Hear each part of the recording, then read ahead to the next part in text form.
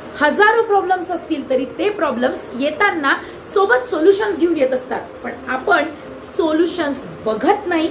आपण प्रॉब्लेमला इतका मोठा समजतो की त्याचं सोल्युशन नाहीच आहे, नसल्यातच जमा आहे असं गृहीत धरून आपण त्या प्रॉब्लेमला फेस करत असतो आणि त्यामुळे तो प्रॉब्लेम आपल्याला खूप मोठा वाटतो. असं तुमच्यासोबत पण होतं ना, असं माझ्यासोबत पण होतं आणि असं बऱ्याच लोकांसोबत होतं. मी तर म्हणेल की प्रत्येकासोबत असं होत असतं. तर आपण आपले प्रॉब्लेम्स जर एका पानावर लिहून काढले तर छोट्यांपासून तर मोठ्यांपर्यंत अशी मोठी लिस्ट आपण तयार करू शकतो. भिंतीच्या एका कोपऱ्यापासून तर दुसऱ्या कोपऱ्यापर्यंत जर तुम्हाला म्हटलं की तुमचे प्रॉब्लेम्स लिहून काढा तर ती भिंत अपुरी पडेल, ती जागा अपुरी पडेल, पण तुमचे प्रॉब्लेम्स संपणार नाही. कारण प्रत्येक गोष्टीला कडे बघण्याचा दृष्टिकोन हा आपला प्रॉब्लेमॅटिकच असतो. आयुष्यामध्ये येणारी प्रत्येक गोष्ट ही प्रॉब्लेमच आहे. आता हा प्रॉब्लेम मी कसा फेस करू हा एक क्वेश्चन मार्क आपल्या आयुष्यात कायम स्वरूपी असतो. पण त्याच वेळेला जर तुम्ही असे विचार केले की हे प्रॉब्लेम्स कायम स्वरूपी नाहीत तर सगळं काही सहज. नमस्कार, लाईफ काउन्सिलर सुप्रिया. आज याच टॉपिकवर आपण चर्चा करणार आहोत की आपल्या आयुष्यात येणारे प्रॉब्लेम्स आणि त्या प्रॉब्लेमवरचे सोल्युशन्स किंवा हे प्रॉब्लेम्स कसे येतात, कसे त्याला फेस करायचं, या सगळ्या गोष्टींची चर्चा आजच्या ब्लॉगमध्ये करणार आहोत. प्रॉब्लेम, अडचण कसं टॅकल करायचं, कसं त्याच्यातून बाहेर पडायचं. या जगात प्रॉब्लेम नाही असा एकही मनुष्य नाही. प्रत्येकाला काहीतरी प्रॉब्लेम आहे. कोणाला आर्थिक आहे, कोणाला मानसिक आहे, कोणाला शारीरिक आहे, तर कोणाला आणखीन कसे रिलेशनमध्ये प्रॉब्लेम, कशात प्रॉब्लेम, अभ्यासात प्रॉब्लेम, स्ट्रेस आहे कंपनीमध्ये, इतर गोष्टींमध्ये ऑफिसमधलं तुम्हाला ताण आहे, मुलांना अभ्यासाचं, सगळं काही करून बघा सगळीकडे तुम्हाला प्रॉब्लेम आहेच. कोणी असं म्हणणारे लोक फार क्वचित सापडतील की ज्याच्याकडे काहीच प्रॉब्लेम नाही आहे. यात कोणाचीच आपण मोजणी वगळू शकत नाही. सो आज मला हे विचारायचं आहे की ज्या वेळेला तुम्ही प्रॉब्लेमकडे बघता त्यावेळेला तुम्ही हा विचार करता का की येणारा प्रॉब्लेम जसा जसा प्रॉब्लेम येतो तसं तसं त्याच्यासोबत त्याचं सोल्युशन सुद्धा तुमच्याकडे येत असतं. आपण केवळ प्रॉब्लेमला आपल्या घरी स्थान देतो, सोल्युशनला मात्र बाहेरूनच हाकलून देतो. सोल्युशन जे येतात ते तुम्ही त्याला दाराच्या आत सुद्धा घेत नाही आणि म्हणून ते सोल्युशन बाहेरूनच रस्ता मोकळा करून घेतात. सो प्रॉब्लेम सोबत येणाऱ्या सोल्युशनला जर तुम्ही आतमध्ये घेतलं तर तो प्रॉब्लेम लवकर सॉल्व्ह होईल आणि गोष्टी सहज आपण सॉर्ट आउट होतील. पण आपलं काय आहे, आपल्याला तर प्रॉब्लेम्सचाच बाऊ करायचा असतो. प्रॉब्लेम्स सोल्युशन घेऊन येतो हा विचार आपल्या मनात येत पण नाही. आपण काय करतो, त्या प्रॉब्लेम्स का इतका बाऊ करतो की सोल्युशन्स आपल्याला दिसत पण नाही. आता याच व्हिडिओमध्ये आपण चर्चा करणार आहोत की प्रॉब्लेममध्ये सोल्युशन्स असतात की नसतात. आता बघा, ज्या वेळेला प्रॉब्लेम येतो सगळ्यात आधी एक विचार डोक्यात आणा की प्रॉब्लेम्स कायम स्वरूपी आहेत का, हे प्रॉब्लेम्स असेच कायम तुमच्यासोबत राहणार आहेत का, याचा एकदा स्वतःला प्रश्न करा. जर आर्थिक अडचण असेल तर ही कायम स्वरूपी आहे का, जर कुठला दुःखाचा डोंगर साचला असेल तर तो कायम आहे का, जर कुठला आणखीन काही झालं असेल तर ते कायम आहे का. तर एक लक्षात घ्या की या सगळ्या गोष्टी काही क्षणिक असतात. म्हणजे आपण ते इवन या गोष्टी बोलू की आपल्याला जर कोणी सोडून गेलं तर ती गोष्ट किंवा तो त्रास सुद्धा वेळेनुसार काळानुसार कमी कमी होत जातो आणि वेळ त्याच्यावर औषध म्हणून काम करत असतं. तर मग ते इथे पैसा, आरोग्य या सगळ्या गोष्टी तर खूप अगदी आपण म्हणू की निम्न आहे. तर या गोष्टींचा विचार करा आणि तुम्ही तुमच्या लाईफमध्ये किती प्रॉब्लेम्सला महत्त्व देता हा विचार करा.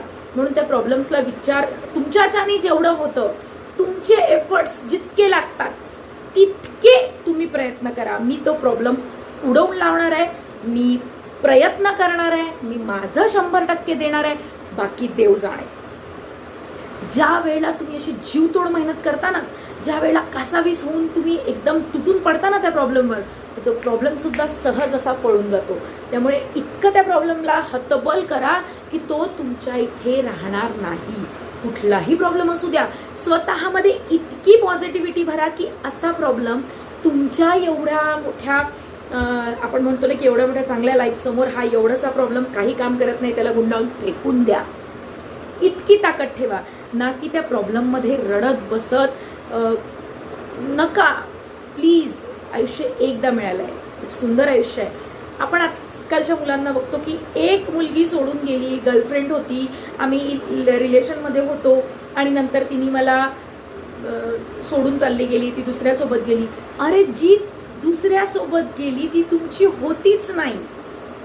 जी दुसऱ्यासोबत गेली ती तुमची कशी असू शकते हा विचार करा. तुम्ही वाचले, तुमचा बचाव झाला त्यातून. पॉझिटिव्हिटीनी थोडा त्रास होईल, थोडंसं स्ट्रॉंग व्हावं लागेल, पण हा स्ट्रॉंगनेस लाईफमध्ये पुढच्या वेळेला ही चूक करण्यापासून तुम्हाला थांबवेल. हा अनुभव आहे ना, हा सगळ्यात मोठा गुरु असतो बॉस.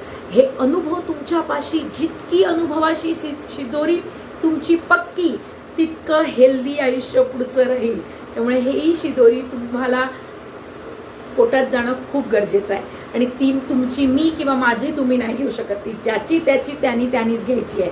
म्हणूनच म्हणतात तुकोबांची माळ या पाठामध्ये एकदा वाचलेलं आहे की ज्याचे त्याचे मणी त्यांनी घ्यावे आणि आपापली माळ विणावी.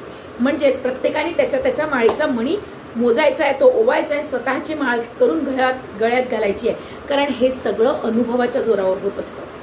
चहा कसा करायचा हे मी सांगू शकते, पण जो प्रत्यक्ष चहा करतो तोच सांगू शकतो की चहा कसा केला जातो. त्यामुळे प्रात्यक्षिक झालेल्या गोष्टी आपल्याला जास्त वर्क करत असतात. त्यामुळे तुम्ही जे अनुभवलं त्यातून जे शिकले ते बेस्ट आहे ना बॉस. मग त्यापेक्षा वर काहीच नाही आहे. त्यामुळे कोणी तुम्हाला सोडून जात असेल, कोणी तुम्हाला हर्ट करत असेल, अरे बाजूला व्हा, सोडा त्यांना. प्रॉब्लेम डोक्यात घेऊन बसू नका. एक तर सॉर्ट आउट करा सगळ्या गोष्टी. तुम्ही बोलणं सोडा, तुम्ही शांत राहा. या गोष्टी बघा की लाईफमध्ये अजून काय करता येईल, आपलं नाव कसं मोठं होईल, आपण माणूस म्हणून किती चांगलं होऊ. माणूस म्हणून एकदा चांगलं झालं ना बॉस की पैसा पाणी सगळं यायला मदत होते. बघा तुम्ही हळूहळू या गोष्टी होतील, एका झटक्यात होणार नाही. मी माझ्या या व्हिडिओमध्ये मला जे मनात येत आहे मी ते तुमच्याशी बोलते, कारण आजची परिस्थितीच तशी आहे. आपण इतकं प्रॉब्लेमच्या भोवती स्वतःला गुंडाळून घेतलंय की प्रॉब्लेमला तुम्ही त्या सर्कलचं तोंड उघडतच नाहीये.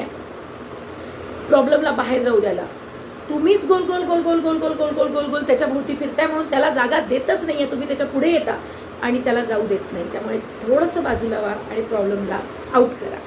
बघा लाईफ खूप सोपी आहे, खूप सोपी आहे मानलं तर, नाहीतर मानलं तर खूप कठीण आहे, पण त्याहीपेक्षा जास्त खूप सुंदर आहे.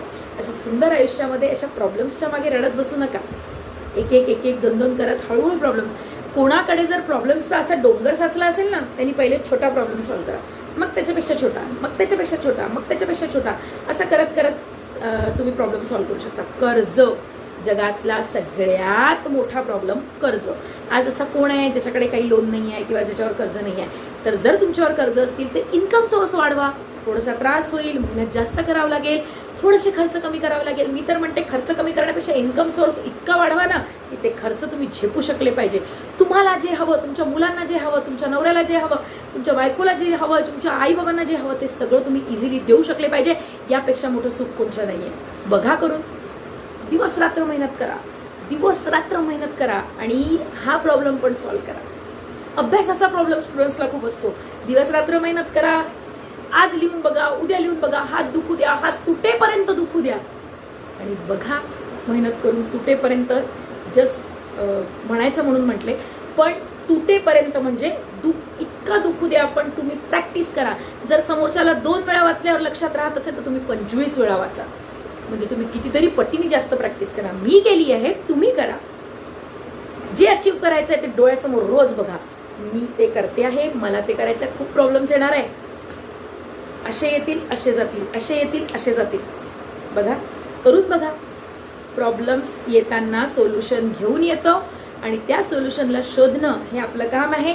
आणि त्या सोल्युशनचं सुद्धा स्वागत करायचं, म्हणजे प्रॉब्लेम पटकन चालला जातो. जे पण प्रॉब्लेम्स आजपासून फेस करायला आधी त्याचं सोल्युशन शोधा. रडत बसू नका, अरे बापरे आता कसं करू, आता कसं करू, आता काय करू, आता काय कोणाशी बोलू. आता हा स्वतः आधी बसा. त्या प्रॉब्लेमवर जे जे सोल्युशन वाटतात त्याची एक लिस्ट बनवा, डोक्यात बनवा, कागदावर बनवा, कशी बनवा. आणि त्यातून कुठलं करायचं असेल, त्यात जर अडचण येत असेल तर मग नक्की इतरांची मदत घ्या. लाईफचा आनंद या प्रॉब्लेमशिवाय तर आहेच नाही ना. सगळं काही हिरवळ हिरवळ हिरवळ राहिली असती किंवा सतत सावली राहिली असती तर उन्हाचा चटक्या बसल्यानंतर सावली घेण्याचा जो आनंद आहे तो आपल्याला कधीच मिळाला नसता. त्यामुळे प्रॉब्लेम फेस केल्यानंतर प्रॉब्लेम जो सॉल्व्ह होतो आणि त्यानंतर जे सुख मिळतं त्यासारखं सुख नाही आहे. आणि हे सुख प्राप्त करण्यासाठीच देवाने आपल्याला प्रॉब्लेम दिले आहे. प्रत्येकालाच ते लागलेले आहे. त्यामुळे सुखदुःखाच्या या चक्रामध्ये जर आपल्याला फिरत राहायचं आहे तर त्याला आपण कसं ॲडजस्ट करायचं याचा विचार तुम्ही करा, मी पण करते. भेटू लवकरच नव्या व्हिडिओसोबत. तोपर्यंत स्वस्थ रहा, मस्त रहा, आनंदी रहा. ही आनंदाची यात्रा आहे, आनंदाची जत्रा आहे. हा प्रवास समाधान आणि आनंदात आपल्याला करायचा आहे. त्यामुळे हे व्हिडिओ आवडत असतील तर नक्की चॅनलला सबस्क्राईब करा. आवडत नसतील तर बघा आणि स्किप करा. धन्यवाद.